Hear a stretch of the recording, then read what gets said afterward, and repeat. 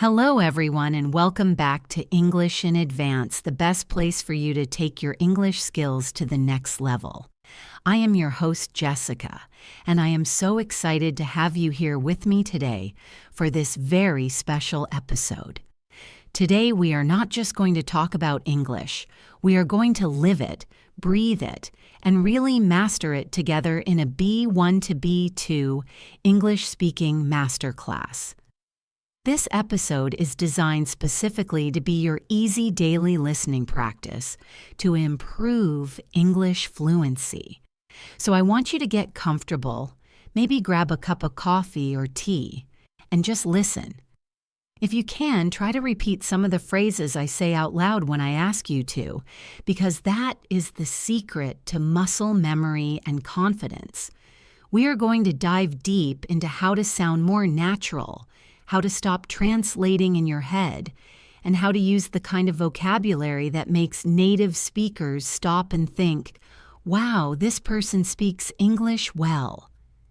We are going to explore many different scenarios, from chatting with friends to talking about your feelings, and even handling more complex topics like work and travel. So let's not waste any time. Let's get started on this journey to fluency together right now. To begin our masterclass, I want to talk about something that many students at the B1 and B2 level struggle with, and that is the art of small talk. You know, those first 5 minutes when you meet someone, maybe in an elevator, or maybe you are waiting for a bus, and you just want to say something friendly, but you don't know what to say. A lot of people get nervous here.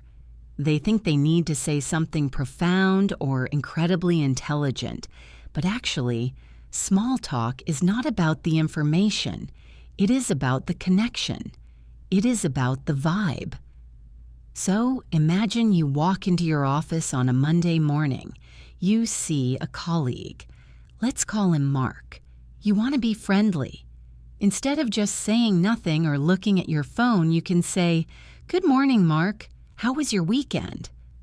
That is a classic, but let's try to make it a little bit more B2 level. You could say, "Hi, Mark. Did you get up to anything interesting over the weekend?" Notice the phrasal verb there, get up to. It is a very natural way to ask what someone did. Or if it is raining outside, which is a classic British topic, you could say, "Can you believe this weather? I almost didn't make it out of my house this morning." Using expressions like, "I almost didn't make it," adds drama and emotion to your story. It shows that you are not just reporting facts, but you are sharing an experience. Let's practice that for a second. Imagine you are talking to a friend about a movie you saw. A B1 student might say, "The movie was good. I liked it." A B2 student, however, would say, "I watched a fantastic movie last night. I was on the edge of my seat the whole time." Do you see the difference? On the edge of my seat is a great idiom. It means you were very excited and nervous because the movie was so suspenseful. You could also say, "The plot had so many twists and turns, I couldn't guess the ending." Using phrases like twists and turns shows a deeper command of the language. Now, let's move on to another crucial area for fluency, and that is expanding your vocabulary so you don't have to repeat the word very all the time. I call this the very syndrome. When we are learning, we rely on very because it is easy. Very good, very bad, very happy, very sad. But to sound like an advanced speaker, you need to upgrade these words. If you are very happy, you are ecstatic or over the moon. If you are very tired, you are exhausted or worn out. If something is very big, it is massive, enormous, or gigantic. If a movie is very scary, it is terrifying or petrifying. I want you to try to think of one word right now. Think of a word you use often that is a bit simple. Now upgrade it. For example, instead of saying I am angry, try saying I am furious or I am annoyed. It instantly makes you sound more precise and more fluent. Let's try this in a sentence. Instead of saying the food was very good, you would say the food was absolutely delicious or it was exquisite. Instead of saying I am very busy this week, say I am swamped this week. I am up to my ears in work. These idioms like swamped and up to my ears are colorful, and they paint a picture in the listener's mind, which is exactly what good communication does. Moving on, let's talk about connecting your ideas. When we speak, we don't just say sentence 1, sentence 2, sentence 3, we weave them together. To do this, we use linking words or discourse markers. At the B1 level, you probably use and, but, and because. These are great, but at B2, we need to expand our toolkit to keep the listener interested. For example, you can use however to show a contrast. It is a bit more formal than but. You might say, I really wanted to go to the party. However, I was feeling too tired. Or you can use despite. Despite the rain, we decided to go for a walk. Notice we don't say despite of the rain, just despite the rain. This is a common mistake, so be careful. Another great linker is furthermore. This is excellent for adding information in a more formal or professional way. You could say, the project is behind schedule. Furthermore, we are over budget. This sounds much more professional than saying, the project is late and we have no money. Now let's look at the other side of the coin. How do we add a casual spoken feel to our English? For that, we use fillers and discourse markers like, and sort of. Now, you might have been told not to use these in writing, and that is true. But in speaking, they are incredibly useful. They give you time to think, and they make you sound more like a native speaker. For instance, you might say, it was, sort of a difficult situation. Or, I didn't want to be rude, but I had to leave. Using, softens what you say next. It prepares the listener for your opinion. So please do not be afraid to use these little words. They are the grease that keeps the conversation moving smoothly. Let's take a moment now to focus on grammar, but not in a boring textbook way. I want to talk about using the right tenses to tell a story. This is essential for fluent English. When you tell a story about the past, you usually start with the past simple. I went to the park yesterday, but to make it interesting, to set the scene, you need the past continuous. I was walking to the park when it started to rain. The past continuous describes the background action. It was raining. The birds were singing. The past simple is the main event. I saw my friend. I dropped my phone. Mixing these two tenses creates a dynamic story. And of course, we cannot forget the present perfect. This tense is a bridge between the past and now. We use it to talk about experiences in our life without a specific time. I have been to Paris 3 times, or I have never eaten sushi. We also use it for recent actions that affect the present. I have lost my keys, so I can't get into my house. Notice that in this case, we don't say when I lost them, just that I have lost them, and the result is important now. Practicing these tenses together will make your stories flow much better. Now let's switch gears and talk about expressing opinions. At B2 level, you are expected to give your opinion clearly and justify it. A simple, I think it is good is okay, but let's make it stronger. You could say, in my opinion, this is the best solution. Or, from my perspective, things look a bit different. If you want to agree with someone, you can say, I couldn't agree more. Or, that is exactly how I feel. If you disagree, be polite but firm. You can say, I see your point, but I have to disagree, or I am afraid I see things differently. Using phrases like I am afraid is a very polite way to introduce a disagreement in English. It softens the blow. Imagine you are discussing politics or a social issue. Being able to navigate these conversations without offending anyone is a sign of high fluency. You might say, that is an interesting perspective, but have you considered the environmental impact? This is a great way to introduce a counter-argument. It shows you are listening and thinking critically. Let's imagine a scenario now. You are at a job interview. This is a high-stakes situation where your English skills really matter. The interviewer asks, tell me about yourself. A B1 answer might list facts. My name is John. I am 25. I am a lawyer. But a B2 answer is more of a narrative. You could say, I have been working as a lawyer for the past 3 years, specializing in corporate law. I am particularly passionate about solving complex legal problems and helping my clients navigate difficult regulations. I am looking for a new challenge where I can use my leadership skills. Notice the use of the present perfect continuous. I have been working to show an action continuing up to now. Notice the strong vocabulary, specializing, passionate, navigate, regulations. This is the kind of language that impresses employers.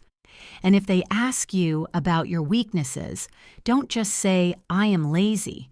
You can say, I sometimes struggle with delegation because I like to be in control, but I am learning to trust my team more. This shows self-awareness and a growth mindset, which are very attractive qualities. Another situation we often face is ordering food or complaining in a restaurant. It sounds simple, but doing it politely is a skill. If the soup is cold, don't just say, this soup is cold.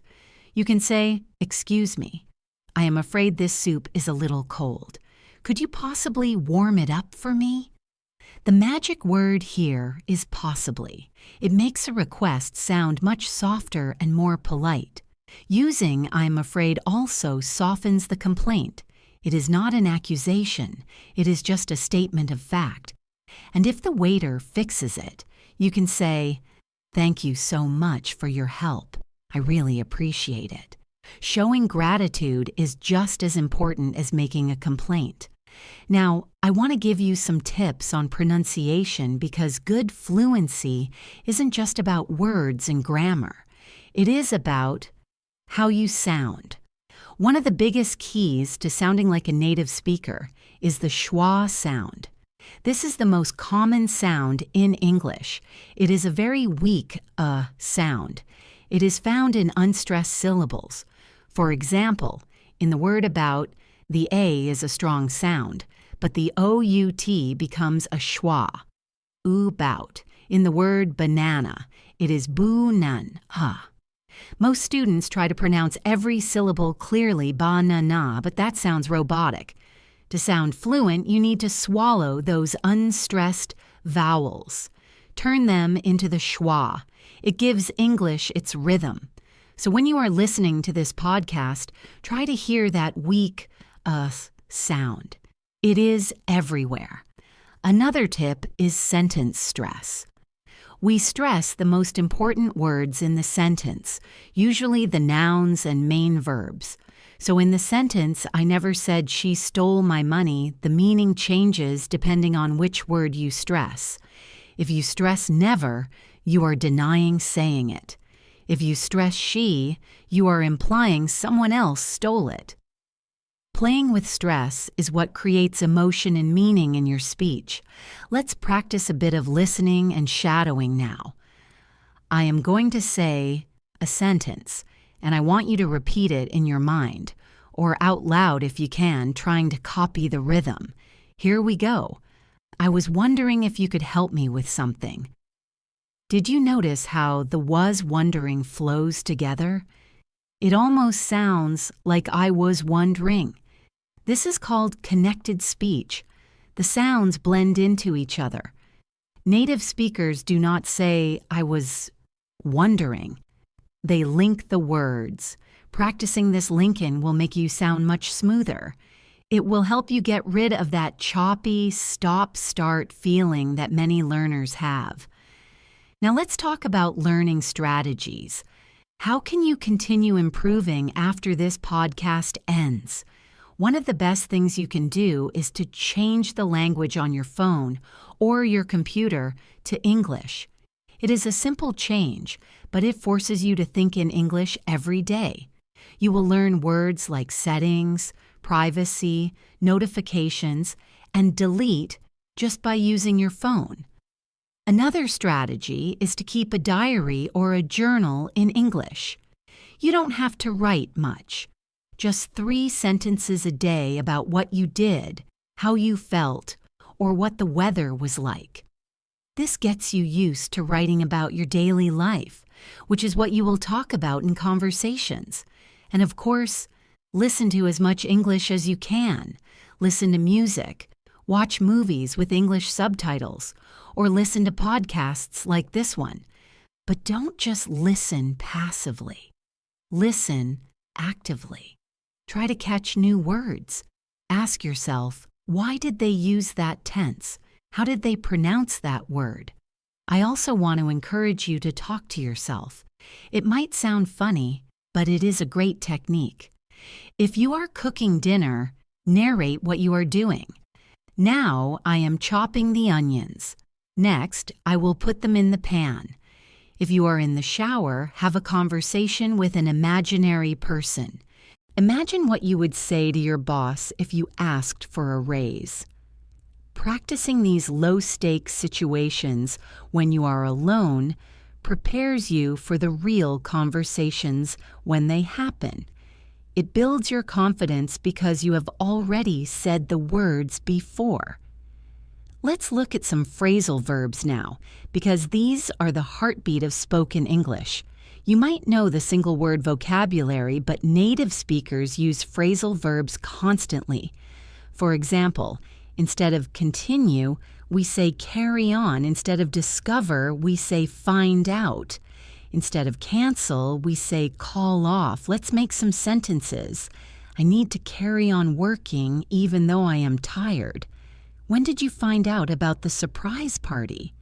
They had to call the meeting off because the boss got sick. Using these makes you sound less formal and more natural. Try to learn one new phrasal verb a day and use it in a sentence. It is a small habit that leads to big results. Also, get used to verbs like hang out. Do not say I spend time with my friends. Say I hang out with my friends. It is so much more natural. Or chill out. I am just going to chill out at home tonight. It means to relax. These little verbs add so much flavor to your speech. Now, let's discuss some idioms related to body parts, as these are very common in English. You might know the word eye, but we have many idioms with it. To keep an eye on something means to watch it carefully. Can you keep an eye on my bag while I go to the bathroom? Or to turn a blind eye to something. This means to ignore something wrong that you see. The teacher turned a blind eye to the student cheating because he felt sorry for him. What about the word head? To have a good head on your shoulders means you are smart and practical. She is young, but she has a good head on her shoulders. Or to be over your head. This means a situation is too difficult for you to understand. The lecture was way over my head. Learning these idioms is fun because they are often visual. You can picture the situation in your mind, which helps you remember them. I want to take a moment to talk about making mistakes. This is so important. Many of you are afraid to speak because you don't want to make a mistake. You don't want to look silly. But I am here to tell you that mistakes are your friends. Mistakes are proof that you are trying. Every time you make a mistake and someone corrects you or you realize it yourself, that is a moment of learning. Native speakers make mistakes in their own language all the time. We forget words, we mix up tenses, we use the wrong preposition. It does not stop us from communicating. So give yourself permission to be imperfect. If you are speaking and you get stuck, don't panic. Just take a breath. You can use fillers like, let me see, how can I say this, or what I mean is. These phrases give you time to think without breaking the flow of the conversation. The person you are talking to will wait for you. They want to understand you. Let's practice a specific scenario. Giving directions. This is a classic B1 to B2 task. If someone asks you, "Excuse me, how do I get to the train station?" You could say, "Go straight and turn left." That is fine. But to be more helpful and sound more fluent, you can use landmark vocabulary and more precise directions. You could say, "Sure, it is quite easy. Walk down this street until you reach the traffic lights. Then turn left at the bank. Keep walking for about 5 minutes and you will see the station on your right, just opposite the cinema. You can't miss it." Using phrases like, "You can't miss it" is very reassuring. It gives the listener confidence. If you are not sure, you can say, "I am not entirely sure, but I think it might be that way." It is better to be honest than to give the wrong directions. Another scenario is talking about your hobbies and interests. Instead of just listing them, explain why you like them. This is where you use adjectives of feeling. If you like reading, say, "I love reading because it allows me to escape from reality. It helps me unwind after a long day." If you like sport, say, "I am really into football. I love the team spirit and the adrenaline of the match." Notice the phrasal verb, unwind. It is a great word for relaxing. And the phrase, to be into something, means to be interested in it. I am into photography. I am into jazz music. It is a very common, natural way to express your likes. Let's also talk about technology, since it is such a big part of our lives. Learn words like glitch, lag, browse, download, stream, and device. For example, my internet is lagging today, so the video keeps buffering. Or I usually stream music on Spotify, but sometimes I download songs for offline listening. Being able to talk about your digital life is essential in the modern world. You might also need tech support phrases. My laptop crashed. My screen froze. I need to reset my password. These are practical, high-frequency phrases that you will probably use at some point. Now, I want to focus on the subtle difference between formal and informal English, knowing when to use which is a marker of advanced fluency. Informal English is for friends, family, and social media. It uses contractions, slang, and simple grammar. What are you up to? I am gonna grab a coffee. Formal English is for business emails, academic writing, and talking to people in authority. It uses full sentences, more complex vocabulary, and polite phrases. To whom should I address this letter? I would appreciate it if you could send me the documents by Friday. Notice the difference. Using the wrong register can make you sound rude or strange. If you tell your boss, "Hey, what's up?" it might be too casual unless you have a very close relationship. But if you tell your best friend, "I would be delighted to accept your invitation to the cinema," they will probably laugh because it sounds too serious. You have to read the room, as the saying goes. You have to understand the context of the situation. I would like us to look at some conditionals now, specifically the second conditional. This is used for imaginary situations in the present or future. The structure is if plus Past simple, would plus verb. For example, if I had $1 million, I would travel the world. If I spoke French fluently, I would move to Paris. This is great for hypothesizing and dreaming. It is a very common topic of conversation. You might ask a friend, if you could live anywhere in the world, where would you live? It is a fun way to get to know someone. And if you want to make it even more advanced, you can mix it. If I had known about the traffic, I would have left earlier. That is actually the third conditional, which is for past regrets, but let's stick to the second conditional for now. Just remember, when you are talking about things that are not real right now, use the past tense in the if clause. It sounds strange to say if I am you, but it is correct to say if I were you. This is a very useful piece of advice. If I were you, I would take the job. If I were you, I would apologize to her. Let's talk about health and feeling unwell. Being able to describe your symptoms is crucial. Instead of just saying, I am sick, be specific. I have a headache. I have a stomach ache. I feel dizzy. I have a runny nose. I am sneezing and coughing.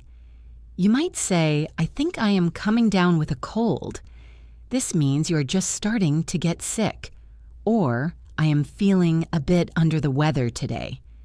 This is a polite and gentle way to say you are not feeling well, maybe too tired to work or go out. If you go to the doctor or a pharmacy, you need to understand the advice they give you. You need to take this medicine 3 times a day with food. You should stay in bed and drink plenty of fluids. It should clear up in a few days. Knowing these phrases takes the stress out of being sick in a foreign country. I also want to touch on the topic of travel, as many of you are learning English to travel. Imagine you are at an airport. You need to check in. You go to the counter and say, "Hi, I would like to check in for my flight to London, please." The agent might ask, "Do you have any luggage to check?" Or, "How many bags are you checking?" You might ask, "Is this flight on time?" Or, "Can I have an aisle seat, please?" An aisle seat is near the corridor, and a window seat is, of course, by the window. If you go through customs, the officer might ask, "What is the purpose of your visit?" You can answer, "I'm here for tourism," or "I am here for a business conference." They might ask, "How long do you intend to stay?" You can say, "I plan to stay for 2 weeks." Being prepared for these questions makes the experience much smoother. Now let's discuss some ways to end a conversation gracefully. Sometimes you want to leave a conversation, but you don't want to be rude. You can use standard closing phrases. "It has been lovely talking to you, but I really must run. I have an appointment in 10 minutes. Or, "I won't keep you any longer. I know you are busy." This is very polite. Or simply, "Well, I better get going. It is getting late." And of course, you can always suggest meeting again. We should definitely do this again sometime. Let's catch up soon. Catch up is a wonderful phrasal verb. It means to talk to someone you haven't seen for a while, to find out what is new in their life. So let's catch up next week, okay? Let's continue our journey by diving even deeper into the nuances of the English language. I want to start this section by talking about something called modals of deduction. You might know words like can, must, or should, but did you know we use them to guess what is happening? This is a hallmark of B2 level fluency. Imagine you are looking out of the window and you see a man holding an umbrella and he is soaking wet. You don't know for sure, but you can make a guess. You could say, "It must be raining outside." We use must when we are almost 100% sure about something based on evidence. If you see a light on in a house at midnight, you say, "They must be awake." Now imagine the opposite. You see someone wearing a heavy winter coat, sunglasses, and a scarf in the middle of July. You are shocked. You would say, "It can't be hot outside." Or, "She can't be serious about wearing that." We use can't or cannot when we are almost sure that something is impossible or not true. Then there is the middle ground, when you are just guessing. You hear a phone ringing in an office, but you are not sure whose phone it is. You might say, "That could be John's phone, or it might be Sarah's." Could and might are used when there is a real possibility, but you are not certain. Practice this when you are people watching. Look at someone on the train or in a cafe and make sentences in your head. "He looks tired. He must have had a long day." "She is smiling at her phone. She might be reading a funny message." It is a great way to train your brain to think in English without translating. Next, let's look at collocations. This is a fancy word for words that just naturally go together. Native speakers don't think about these, they just know them sounds right. But learners often struggle here. For example, we say make a mistake, not do a mistake. We say do homework, not make homework. We say take a photo, not do a photo. If you learn words individually, you might say, "I did a party last night," but the correct collocation is "I had a party" or "I threw a party." If you say "I did a shower," it sounds wrong. We say "I took a shower." Paying attention to these pairs is essential. Think about the word decision. Do we say do a decision? No, we say make a decision. Think about the word business. We do business. What about money? We make money. See the pattern? Sometimes it is do, sometimes it is make. It is not logical, so you just have to memorize them. A great way to practice is to take a word like house and think of all its collocations. You buy a house, you sell a house, you move into a house, you renovate a house. Getting these right automatically makes you sound much more fluent because you stop making those little awkward errors that interrupt the listener's attention. Moving on, let's talk about something that scares a lot of people: making phone calls in English. Talking on the phone is harder than face-to-face because you cannot see the other person's lips or their hands gestures. You have to rely entirely on your ears. So you need a set of phrases specifically for the telephone. When you pick up the phone, do not just say hello. If it is for work, you might say, "Jessica speaking, how can I help you?" If you are answering a friend, you might say, "Hi, this is Jess." If someone asks for you, saying "this is she" or "this is he" is very formal. Most people just say, "This is Jessica" or "speaking." If you didn't hear what the person said, don't say, "What?" That is a bit rude. Instead say, "I am sorry, I didn't quite catch that. Could you say that again?" Or, "The line is a bit bad, could you speak up a little?" If you need to put someone on hold, you can say, "Just a moment, please," or "Hold on a second." And if you need to end the conversation, there are polite ways to do it. "I have to go now, someone is at the door," or "I am running out of battery, so I will let you go." These phrases help you navigate the call smoothly without any awkward silences. Let's switch gears to talking about the future. In English, we have many ways to talk about the future, and choosing the right one shows your level. We have will, going to, and the present continuous. Many students use will for everything, but that is not correct. We generally use will for instant decisions made at the moment of speaking. For example, you realize you forgot your wallet and you say, "Oh no, I will go back and get it." Or if you offer to help, "I will carry that for you." We use going to for plans and intentions that have already been decided. If you have tickets to a concert next month, You say, I am going to see my favorite band in July. You can also use going to for predictions based on present evidence, like looking at dark clouds and saying, look at those clouds, it is going to rain. Then we have the present continuous for fixed arrangements, especially social ones. If you have a time and a place, this is usually the best choice.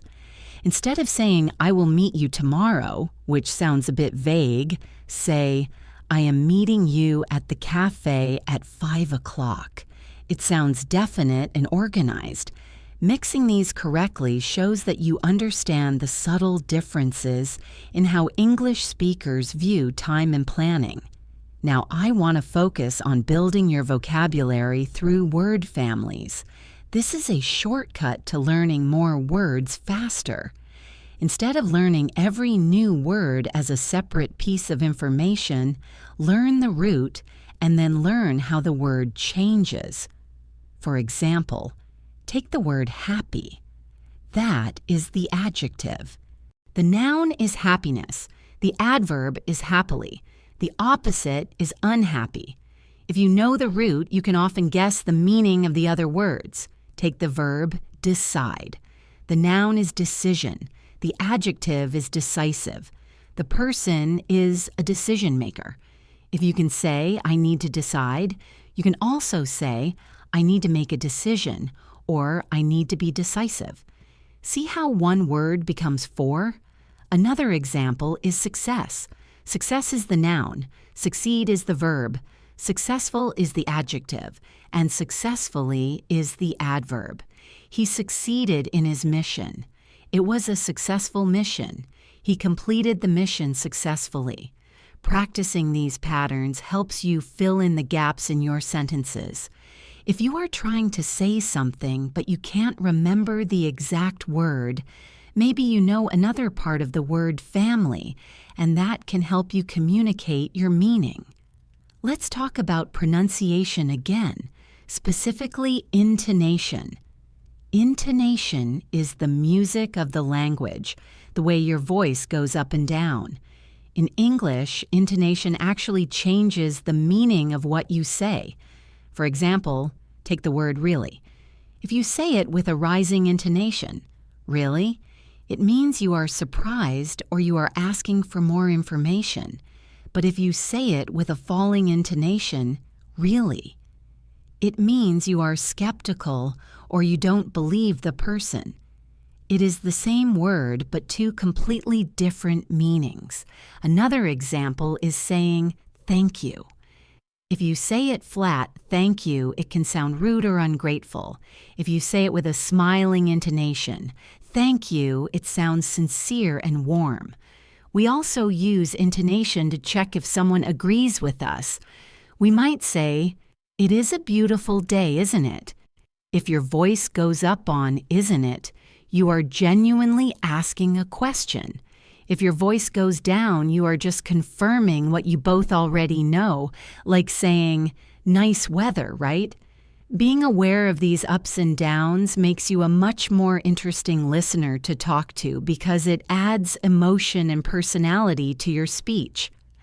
I would also like to spend some time on the topic of work and business English, as this is a major reason why many of you are learning. In a professional setting, you need to be polite but efficient. Let's look at some common phrases for a meeting. If you want to interrupt someone politely, do not just jump in. Say, sorry to interrupt, but I have a point to add.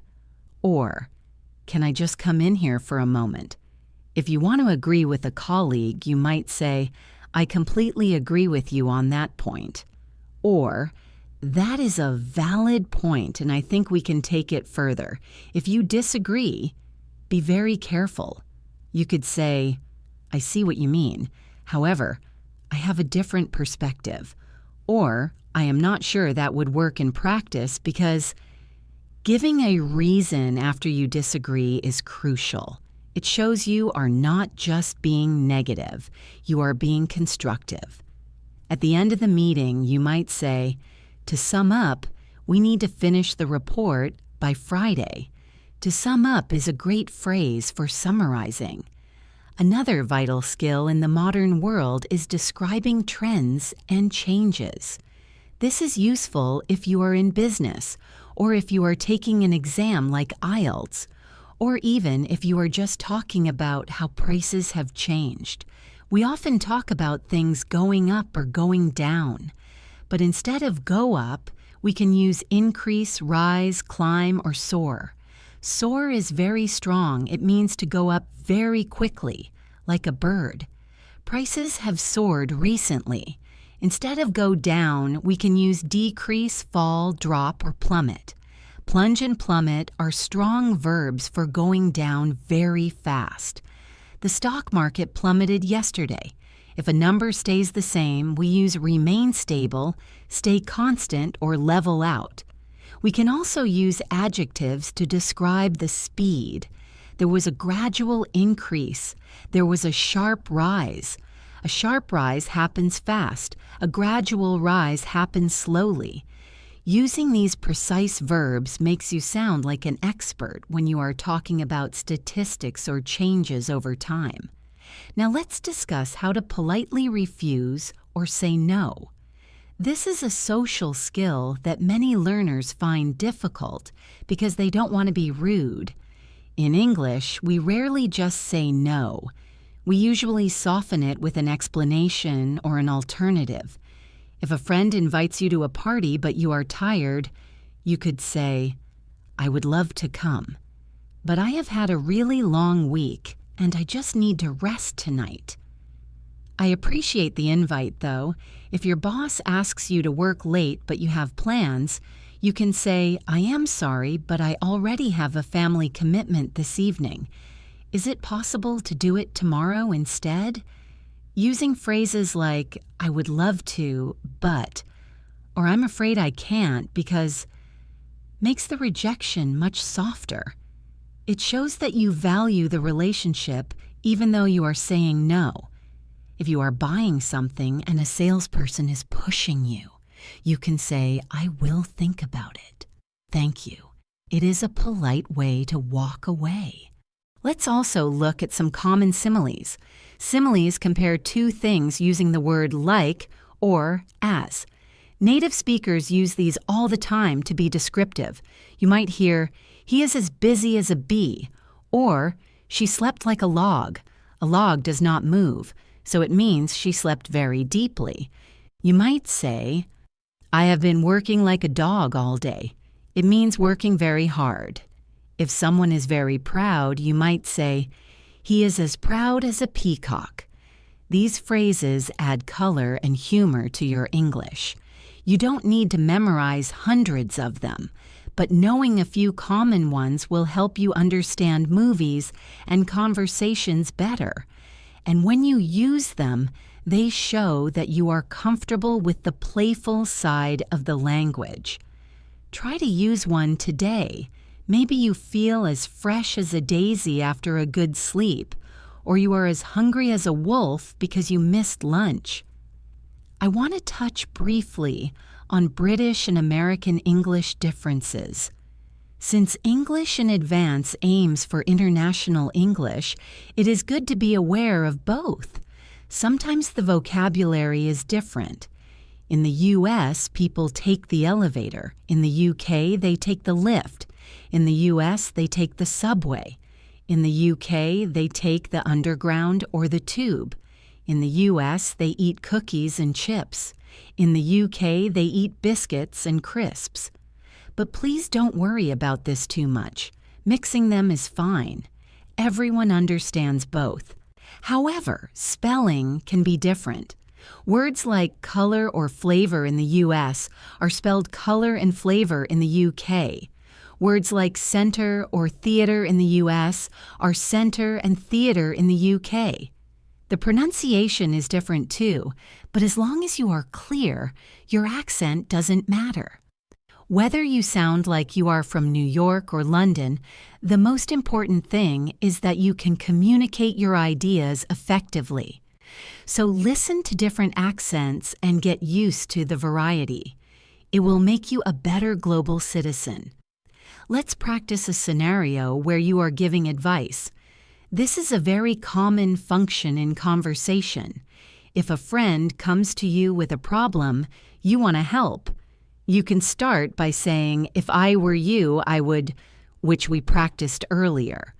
But there are other ways. You could say, "Have you thought about," for example, "have you thought about talking to your manager about it?" You could say, "You should probably," or it might be a good idea to, you might say, "Why don't you try?" If the advice is strong, you could say, "I strongly suggest that you," or, "If I were in your shoes, I would." In your shoes is a great idiom. It means if I were in your situation.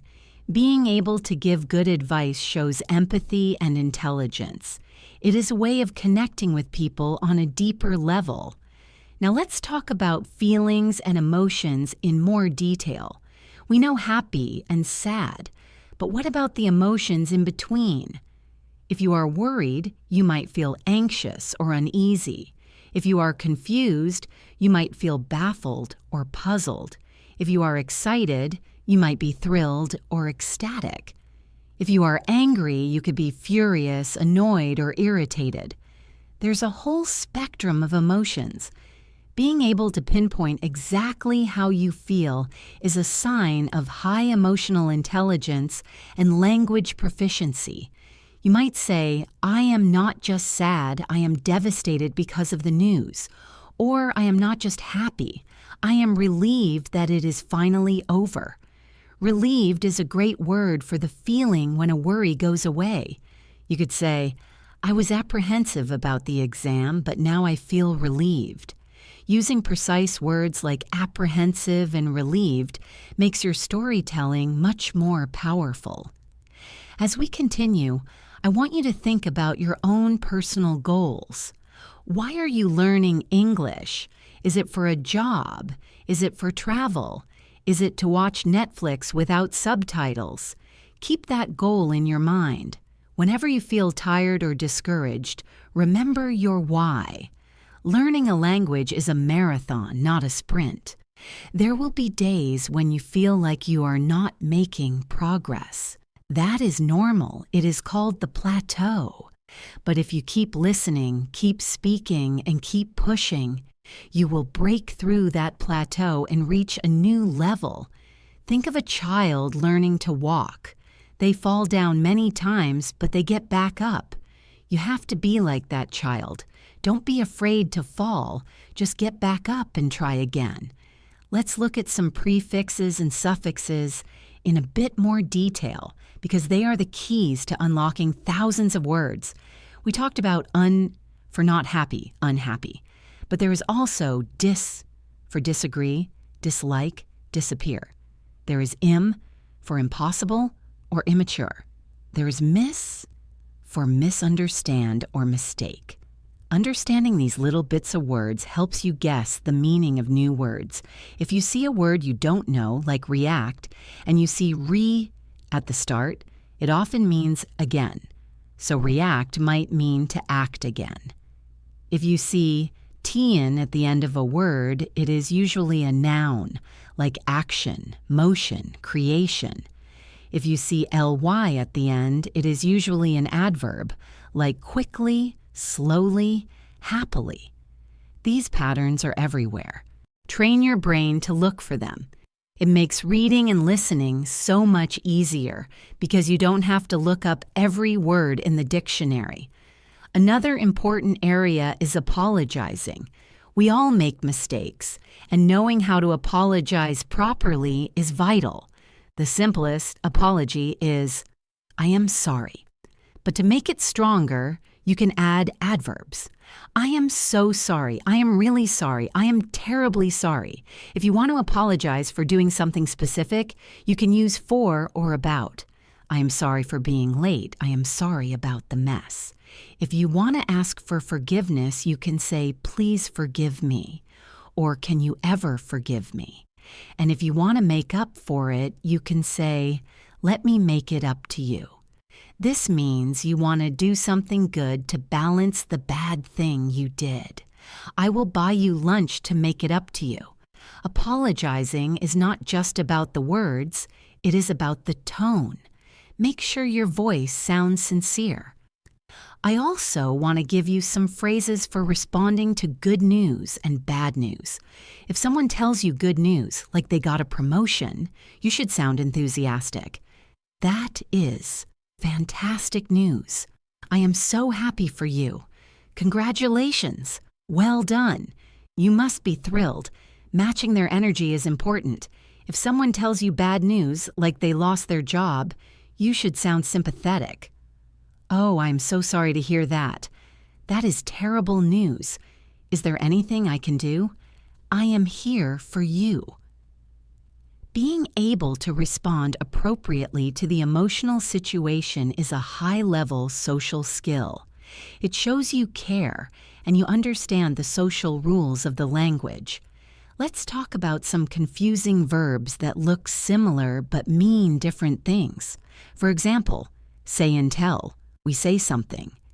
We tell someone something. You cannot say, tell me the answer. That is fine. But you cannot say me the answer. That is wrong. You say hello to me.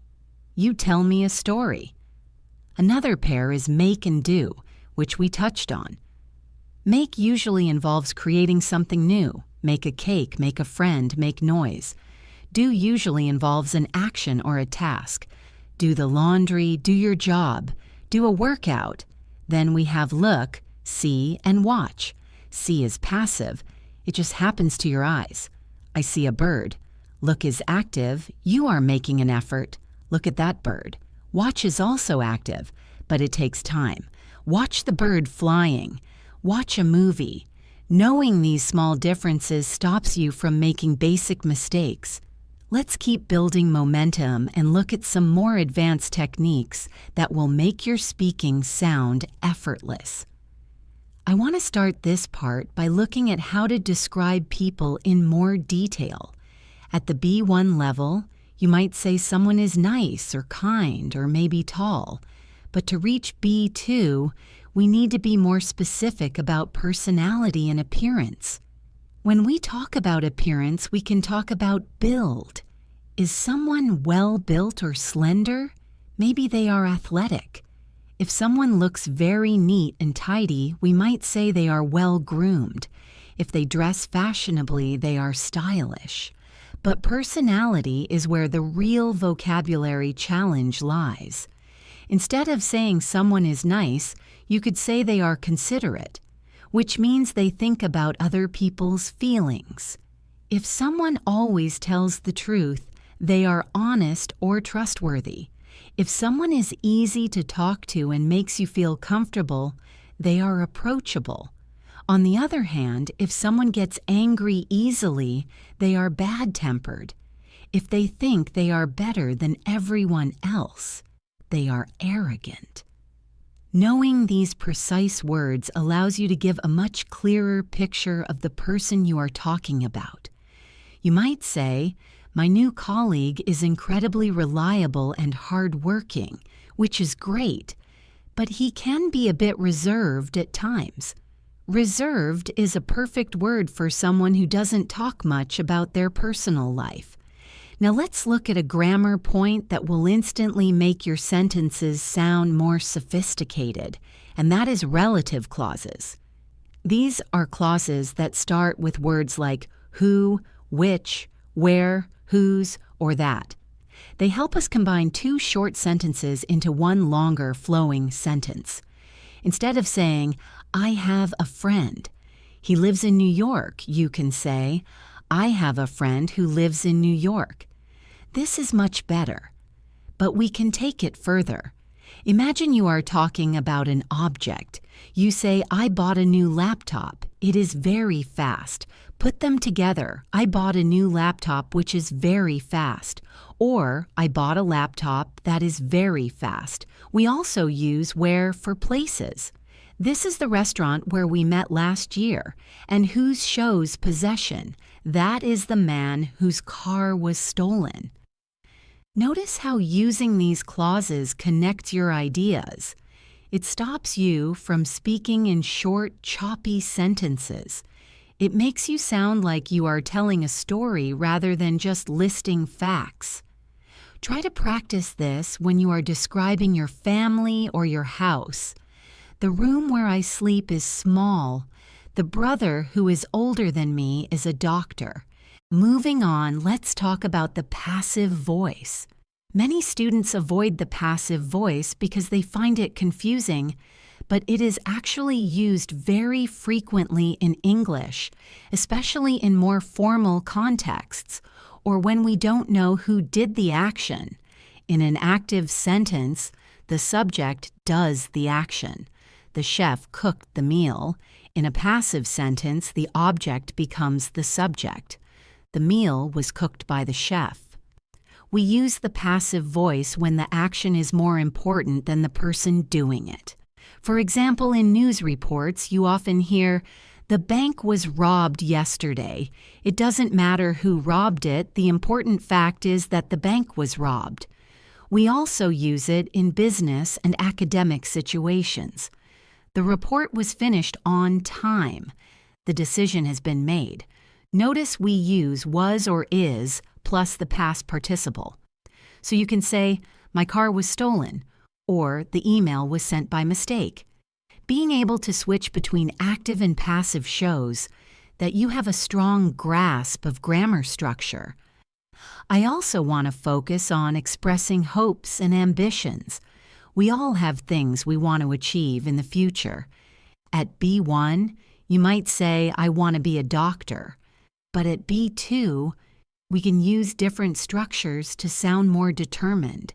You can say, "I aspire to become a doctor." Aspire to is a strong verb. Or you could say, "My goal is to become a doctor." You can also use phrases like, "I would love to work in journalism," or "I am aiming to get a promotion this year." If you are talking about your dreams, you might say, "I dream of traveling the world." Notice we say dream of, not dream for. We can also talk about our intentions.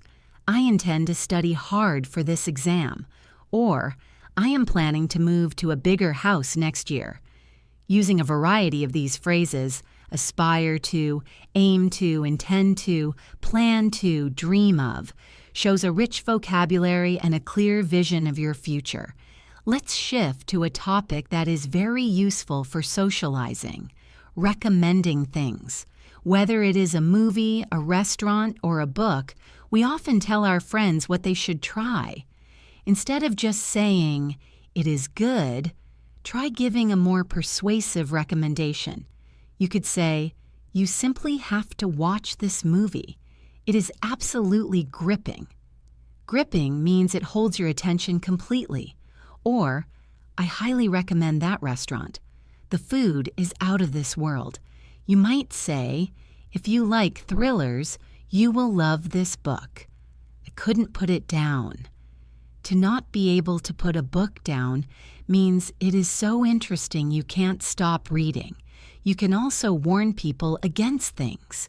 "I wouldn't bother seeing that film if I were you. It was a letdown." A letdown is something that is disappointing.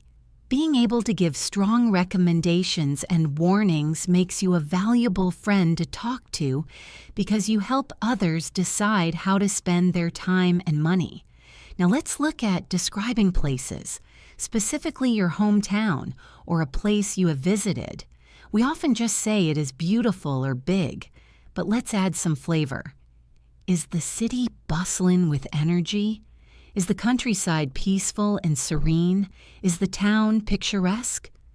A place is picturesque if it looks like a picture, very pretty and charming. Maybe a city is vibrant, meaning it is full of life and color.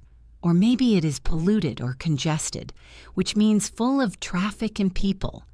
You might say, "My hometown is quite small and quiet, but the city center is very lively, especially at night." Or, "The city where I live is a bit chaotic, but I love the atmosphere." Using adjectives like chaotic, serene, lively, and picturesque helps the listener visualize the place you are talking about. It turns your description from a flat image into a 3D movie in their mind. I would also like to touch upon the language of change and transformation, as we often talk about how things have changed over time. We can talk about improving or deteriorating. For example, the neighborhood has improved a lot recently. They have built new shops and parks. Or sadly, the environment is deteriorating due to pollution. We can also use verbs like transform or renovate. They have transformed the old factory into a museum. It looks amazing. If you are talking about personal change, you might say, I have changed a lot over the years. I used to be shy, but now I am much more confident. We use the structure used to talk about past habits or states that are no longer true. I used to play football every Saturday, but now I don't have time. Or I didn't used to like spicy food, but now I love it. This is a great grammar point for comparing the past and the present in your own life story. Let's discuss the skill of speculating and making assumptions about the past. Earlier, we talked about modals of deduction for the present, like must be or can't be. But we can do this for the past too. Imagine you arrive at a party and you see your friend has a big smile on her face, and she is holding a trophy. You didn't see the event, but you can guess. You would say, she must have won the competition. Notice we change be to have and the verb to the past participle. Or if you see a glass of water spilled on the floor next to a cat, you might say, the cat must have knocked it over. If you are not sure, you could say, she might have won or she could have won. And if something seems impossible in the past, you say, she can't have finished already. This is excellent for gossip or solving mysteries with friends. Why didn't he come to the phone? He might have been in the shower. He must have fallen asleep. Another area that is crucial for B2 learners is understanding and using prefixes and suffixes to guess the meaning of new words. We touched on this before, but let's go deeper. For example, the prefix over often means too much.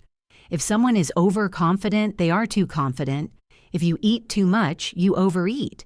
If something is overpriced, it costs too much money. On the other hand, the prefix under means not enough. If a building is under construction, it is not finished yet. If you are underpaid, you are not paid enough money for your work. If you are under the weather, we already know that means you feel sick. Recognizing these little parts of words helps you expand your vocabulary without having to memorize every single word in the dictionary. I also want to give you some phrases for handling disagreements and debates maturely. In life, we don't always agree with everyone, and that is okay. The key is to disagree without being aggressive. Instead of saying, you are wrong, you can say, I have to disagree with you there. Or, I am afraid I see it differently. If you want to challenge someone's point, you can say, do you really think that is true? What about the fact that you can introduce a different perspective by saying that is one way to look at it, but another way is, this shows you are open-minded. You can also agree to disagree. Sometimes no one will change their mind, and you can say, let's agree to disagree on this point. It is a polite way to end a difficult conversation without becoming enemies. Let's talk about the language of instructions and processes. This is useful if you have to explain how to do something, like cook a recipe, use a machine, or get to a destination. We use sequencing words to order our steps. First, you need to chop the onions. Then, heat some oil in the pan. After that, add the onions. Next, add the tomatoes. Finally, add some salt and pepper. These words, first, then, next, After that, finally, are like signposts for the listener. They tell them where they are in the process. You can also use more formal phrases like to begin with, subsequently, and lastly. For warnings, you can say, make sure you don't burn the food, or be careful not to touch the hot pan. Using these transition words makes your instructions clear and easy to follow, which is the hallmark of a good communicator. Now, I want to talk about feelings and idioms related to the body, specifically when we are nervous or excited. If you have a big presentation, you might have butterflies in your stomach. This means you feel nervous and jittery. If something makes you very angry, you might see red. If you are so angry you want to scream, you might say, I nearly lost my head. If you are shocked by news, it might be jaw-dropping. My jaw dropped when I heard the news. If you are very happy and proud, you might be walking on air. I have been walking on air since I got the job. If you need to think carefully about a decision, you should sleep on it. Don't decide today. Sleep on it and tell me tomorrow. These idioms are fun, and they make your English sound colorful and native-like. I would also like to focus on the topic of culture and entertainment. We often talk about what we watch or read. Instead of just saying a movie was good or bad, we can be more specific. We can talk about the plot, the acting, the soundtrack, and the special effects. You might say, the plot was a bit predictable, meaning you guessed the ending, or the plot was full of twists and turns. You could say the acting was superb, or the lead actor was very convincing. If a movie makes you think deeply, it is thought-provoking. If it is very sad, it is heartbreaking or tear-jerking. If it is scary, it is terrifying or spine-chilling. For books, we can say it is a page-turner if you can't stop reading, or it is a gripping read. Having this vocabulary allows you to give a detailed review of a film or a book, which is a very common conversation topic. Let's move on to talking about habits and routines, but in the past, we often say, I used to, but we can also use would to talk about past habits. When I was a child, we would go to the beach every summer. This implies a repeated action in the past. It is very similar to used to, but would is only for actions, not for states. You cannot say, I would be a shy boy.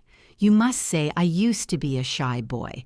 But you can say, in the evenings, my grandmother would tell us stories. It paints a nostalgic picture.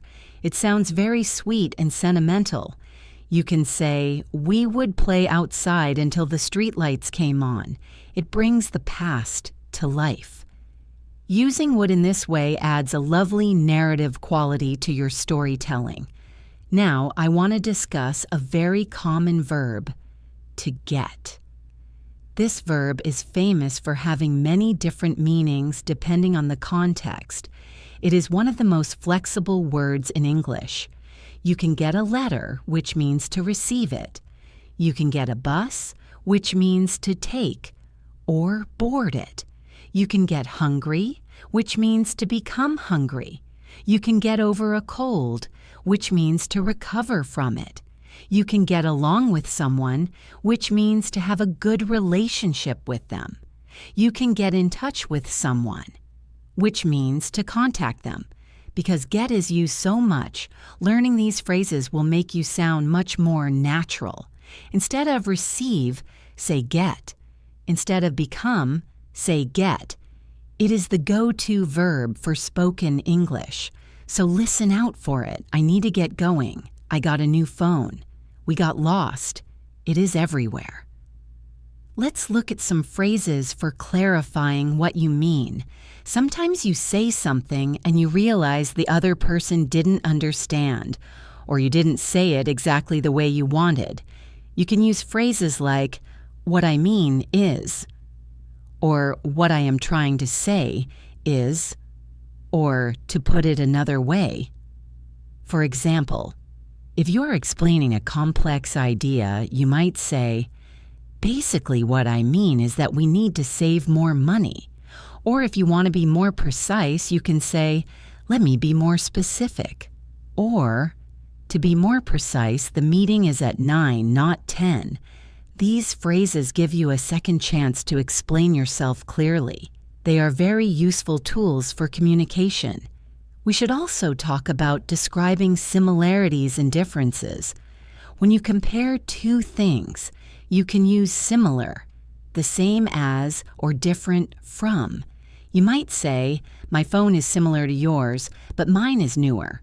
Or, my opinion is different from yours. You can use like as a preposition. He looks like his father. Or, it tastes like chicken. To contrast ideas, we use words like however, on the other hand, in contrast, and whereas. I love coffee, whereas my sister loves tea. London is very old, in contrast, New York is quite modern. These structures help you organize your thoughts when you are comparing two cities, jobs, products, or people. It shows you can analyze and evaluate, which is a critical thinking skill at the B2 level.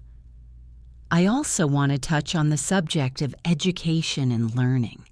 If you are describing your school or university experience, you might say, I majored in economics, which means it was your main subject. Or, I took a course in graphic design. You might talk about your qualifications. I have a degree in history. I have a diploma in nursing. If you are talking about your experience at school, you could say, I was a diligent student. Diligent means hardworking. Or, I found the exams quite challenging. You can talk about your teachers. He was a strict teacher, but she was very lenient. Lenient means she allowed you to get away with things. She was not strict. These words help you tell the story of your education path. As we start to wrap up this extensive masterclass, I want to remind you of the power of small talk again, but specifically at networking events. If you are at a conference or a professional gathering, you need to break the ice. You can ask, what brings you here today? Or, have you been to this event before? You can talk about the venue. It is a lovely venue, isn't it? Or, the food here is delicious. The key is to find common ground.